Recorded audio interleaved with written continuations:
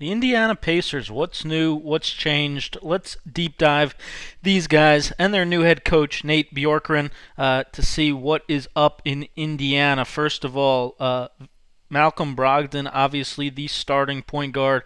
Very good spot up 3-point shooter, like he's been in the past. But the huge change you'll see this season is it looks like they are really pushing out his shots. He took a tremendous amount of long twos on actions like this last season. Look how many, even in the preseason, he took off these double drags. They are pushing their screens further out so that he can pull up deeper from three, and it looks like it's working pretty well. 10 of 19 from three in the preseason. He was 33% from three last season, pretty low volume, tons of mid-range.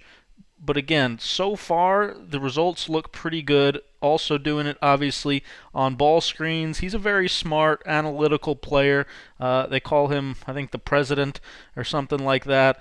So he is adjusting very well, and I think he's the one that's going to have the most seamless transition to the new system. He's got a nice little floater game around the basket as well.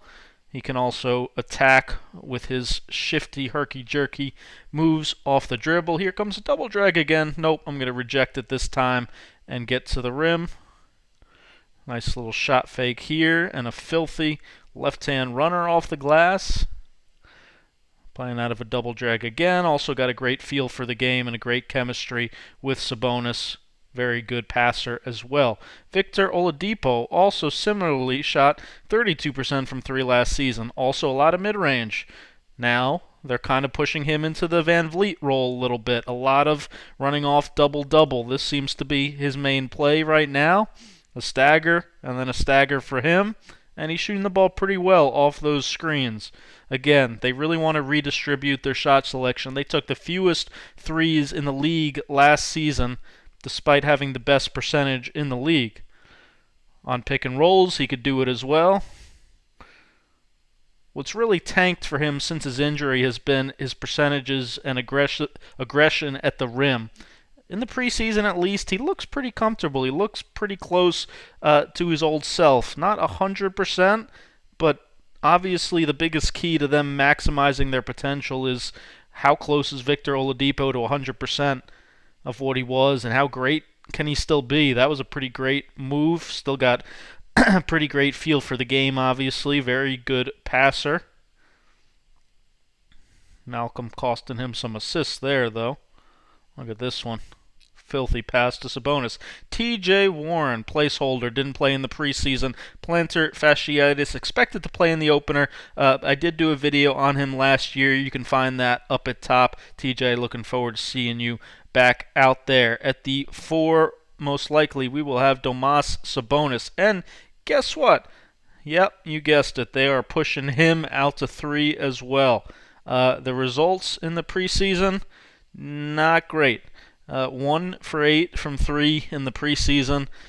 Him, I'm a little bit more skeptical about making the transition. There's just something about his shot, and he was so elite from the mid-range, but this is clearly what they want. Watch Nate here. Even after the miss, he's applauding.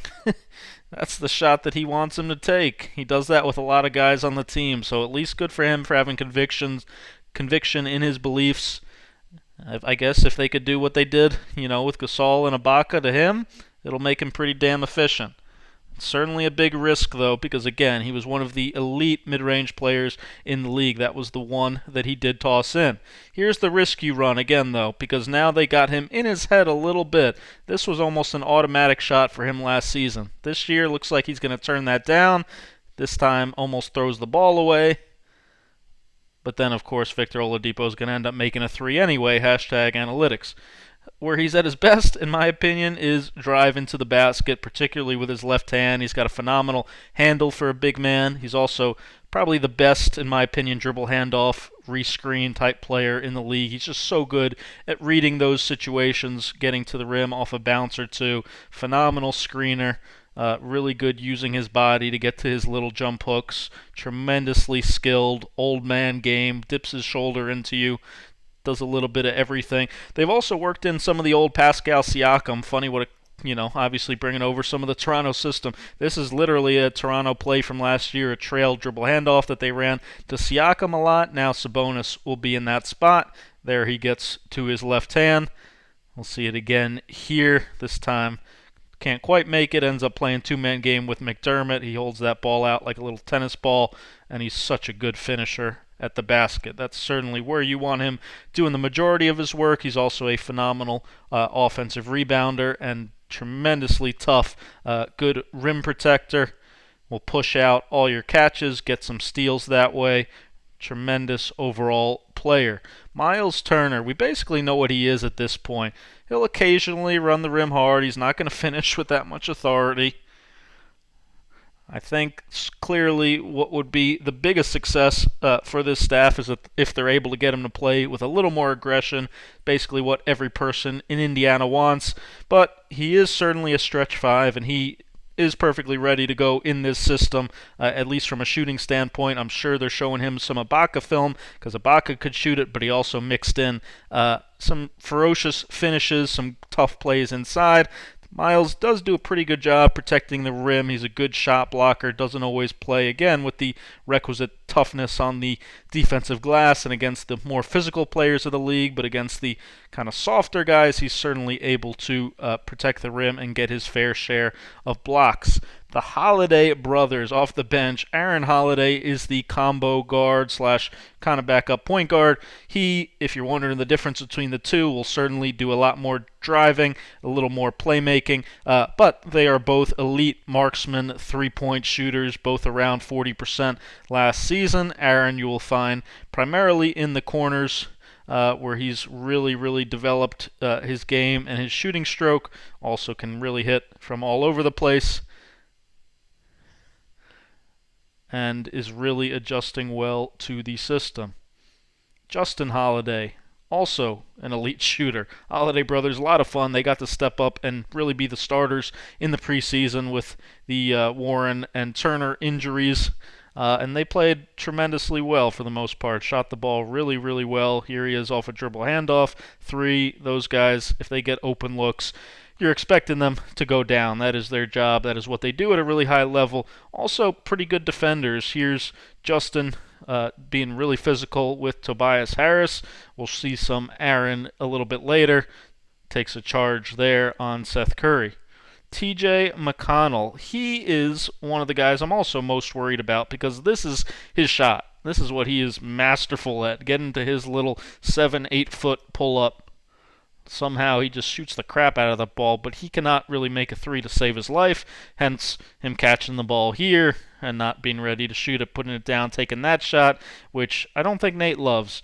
So we'll see how they get along. Here you see he doesn't even run to the three-point line in transition. He has to step back and find it, which Nate's happy about, but then the result not so great.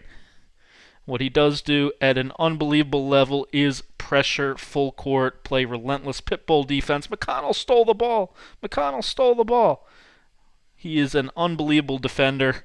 I actually did a full breakdown of his game, celebrating his greatness. You can find that up at top. But one of my favorite players in the league to watch. He'll be an occasional backup point guard, occasional third point guard. He's kind of the Energizer bunny. They put him in when they need somebody to just pick up full court, force offensive fouls from his relentless energy, come in, take charges, turn the game around with his defense. A little bit of a flop maybe there. Doug McDermott did not shoot the ball well in the preseason, but he did have a couple good right-hand drives, which is a rarity for him, but looked pretty aggressive going to his right hand there. Normally he is also an elite marksman three-point shooter. He'll come off a little double-double stagger action as well. That is where he'll get the majority of his shots.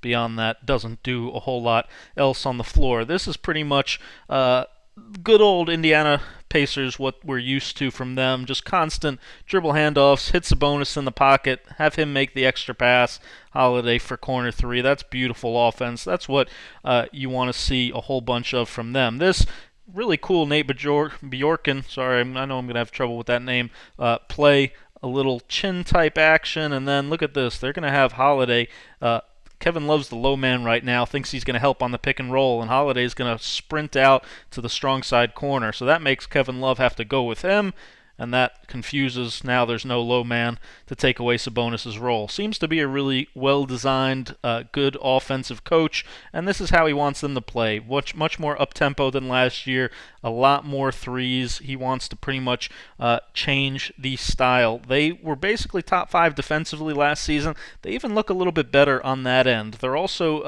a clear emphasis on really picking up the ball, at least at half court, a lot of ball pressure, a lot of physicality. They have really good habits right now. That's what the Raptors culture is, and that's what he's trying to instill in Indiana. So the question is, can he make the Pacers into Raptors South, or are fans going to miss Nate McMillan ultimately? So far, 0-3 in the preseason.